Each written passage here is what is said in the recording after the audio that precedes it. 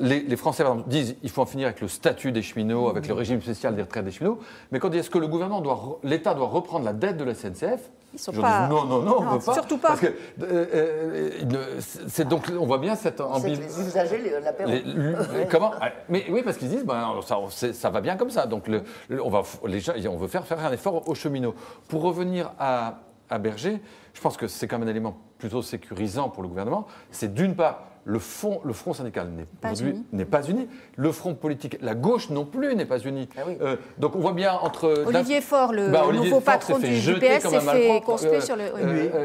par les troupes de Mélenchon.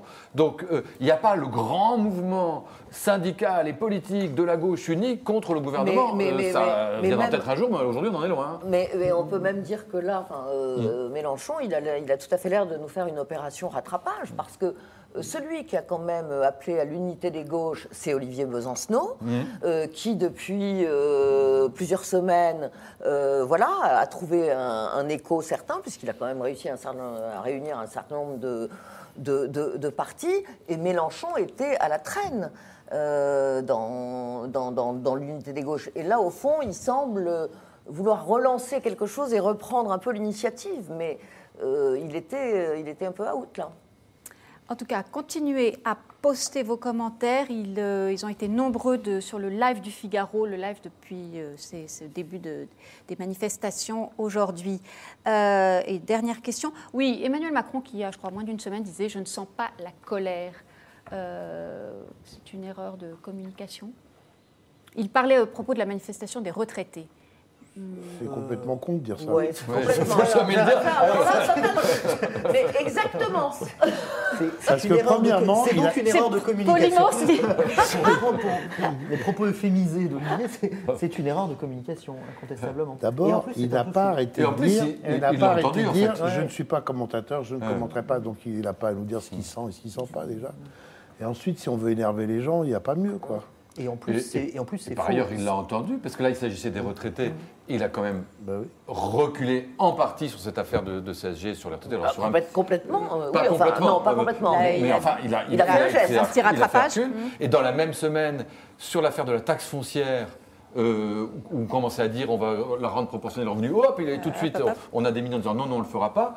Et troisième sujet, toujours fiscal. Le quotient familial. Le quotient familial. À peine avait-on dit qu'on va aller toucher. Un député a-t-il dit il faut qu'on touche au quotient familial. Et sans doute, il n'était pas parti tout seul là-dessus, c'était un député En Marche. Tout le monde lui retirait le tapis sous les pieds en disant jamais on ne fera ça. Ça veut dire qu'en tout cas, je ne sais pas si le terrain social est un terrain dangereux, mais je crois que le gouvernement, contrairement à ce que dit Macron, a bien compris que le terrain des impôts était vraiment un terrain très miné. C'est d'ailleurs un fait nouveau que quand Brézé râle, le pouvoir recule. Là, je dois dire, c'est presque aller trop vite. Il faut qu'on ait le temps un peu de râler. Alors, la fin des autocrates, c'est le nom d'un de nos internautes. La manifestation est un fiasco. Les Français veulent que le pays se mette au boulot. On verra ce que ça donne dans les 3 mois qui viennent avec le début de cette grève perlée à compter du 3 avril de mémoire. 3 avril. 3 avril. On va parler alors un petit peu, revenir en arrière. C'était donc il y a 50 ans, le 22 mars 1968. Alors on ne va pas régler la question de l'héritage de mai 68 en 10 minutes ici, mais c'était un peu impossible d'éluder la question totalement aujourd'hui. Donc 50 ans pile après le mouvement du 22 mars, 50 ans après la fac de Nanterre, les garçons dans la résidence des filles, les interpellations pour les cailloux lancés sur la façade d'American Express, symbole du capitalisme et de l'impérialisme américain en pleine guerre du Vietnam. Voilà, et évidemment, Daniel Cohn-Bendit, l'icône du mouvement.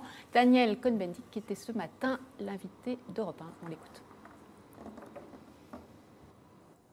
Je trouve ça extraordinaire que la droite, Valeurs Actuelles, ils font tout, Figaro Magazine, vraiment ça les prend encore à la gorge. Dès qu'ils entendent de 68, alors maintenant ils ont des nouveaux, il y a Monsieur Zemmour, il y a Monsieur Finkielkraut, il y a Natacha Polony. Encore un dossier dans Valeurs Actuelles cette semaine. Ouais. Ils n'arrêtent pas, c'est la fin du monde, 68. Alors, vous vous rendez compte de dire que c'est la fin du monde il y a 50 ans. Les pauvres, alors qu'est-ce qu'il a fait ce pauvre monde pendant 50 ans, La famille a été détruite. Pauvres familles qui depuis 50 ans se sont reconstituées, se sont défaites, etc. À cause de 68, ils n'arrivaient pas à trouver la paix. Enfin, moi je trouve ça ridicule.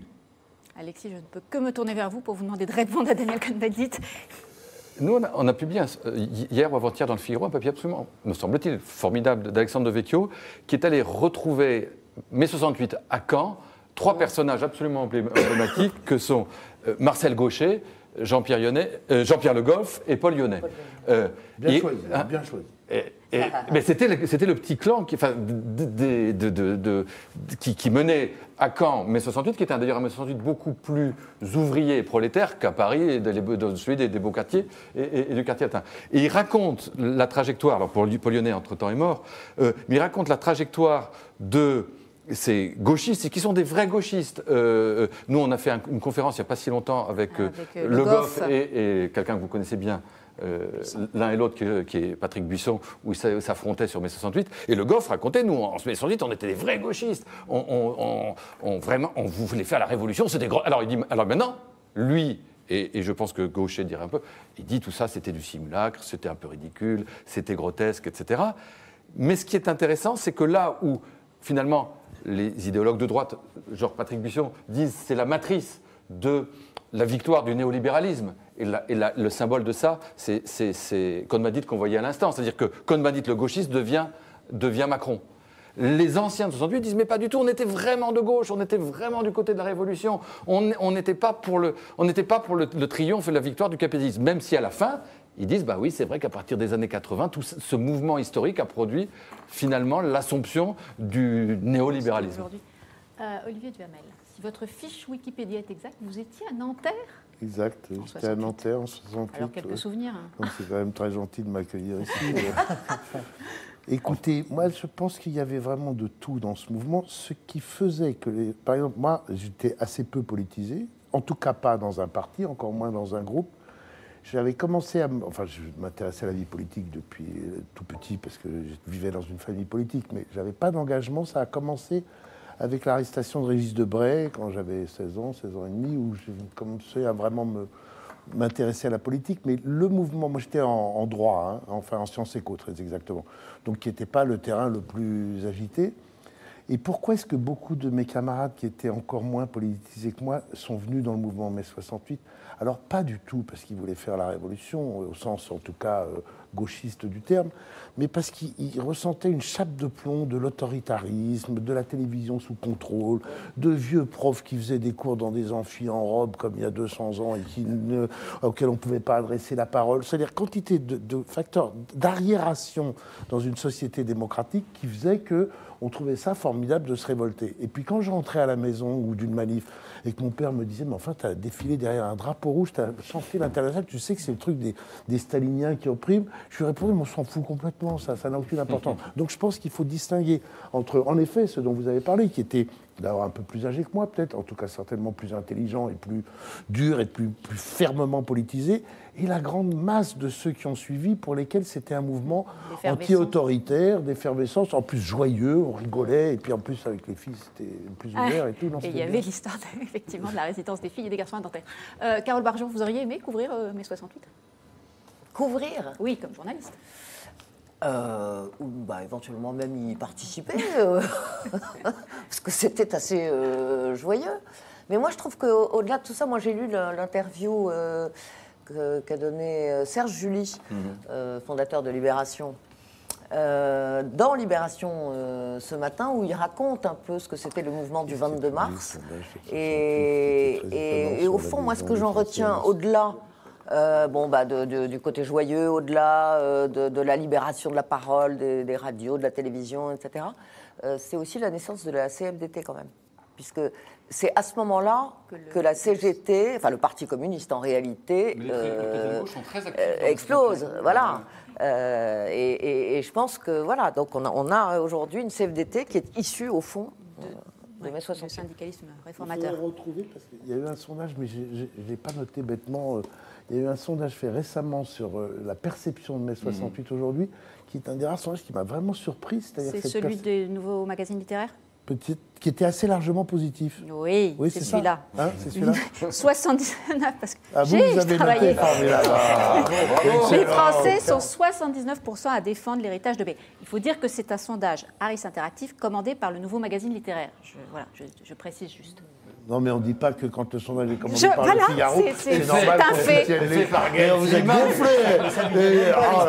C'est surtout ça. Faut pas exagérer, quand même. C'est un fait. La question, Non, mais il faut regarder la question. voilà. Plus que les Voilà. metteurs. Voilà, c'est la question, c'est la question. Posée, Oui. l'héritage en quoi? Alors, l'héritage. Est-ce que c'est la liberté l'héritage. acquise en mai 68 vous semble positive? Oui. Et nous avions, dans un pas sondage, ça, alors oui, j'ai été chercher aussi un sondage, c'était le Nouvel Obs à l'époque, en 2008, donc il y a 10 ans.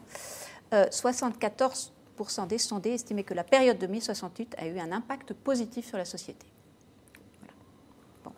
Ça vous inspire quoi, Gaël Sliman, cette...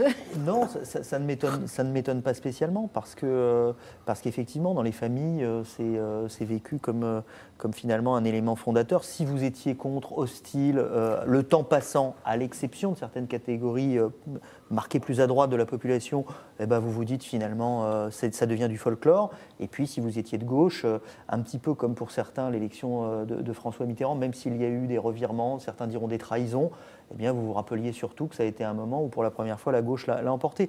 Je voulais rebondir sur un autre aspect, puisque vous avez répondu, Olivier Duhamel a parlé de l'impact au niveau de la fac, des universités, mais au niveau économique et social, il y avait aussi quelque chose qu'on a retrouvé à plusieurs moments où, je rebondis sur la colère de Macron qui n'existerait pas dans l'opinion, vous êtes dans des périodes où les gens ont l'impression que la croissance est de retour, que les choses s'améliorent. Et moi, c'est ce qui m'inquiéterait si j'étais Emmanuel Macron, c'est de voir que dans nos enquêtes, de voir que j'avais pas fini ma phrase, mais vous avez raison. Non, mais j'ai cru que vous aviez oublié de la finir. Vous avez raison de me le rappeler. En fait, quand on est dans des périodes où les gens ont le sentiment qu'effectivement les choses s'améliorent au niveau global, ce que nous disent les Français dans nos baromètres économiques, la croissance repart et ils en ont conscience. Ils sont d'autant plus impatients. Ils sont d'autant plus impatients et ils nous disent mais où en est mon pouvoir d'achat à moi?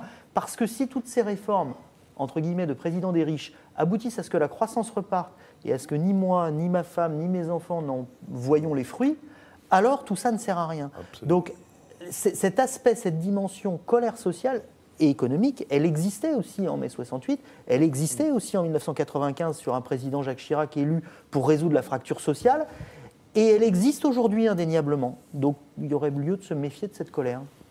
Quelques réactions sur mai 68. Vous imaginez qu'elles sont assez tranchées. La fin des autocrates, la manifestation... Ah non, pardon, ça c'est sur la manifestation. Les 68ards d'hier sont ceux qui ont vidé les caisses et laissé des milliards de dettes à la France. Ça, c'est pas absolument faux.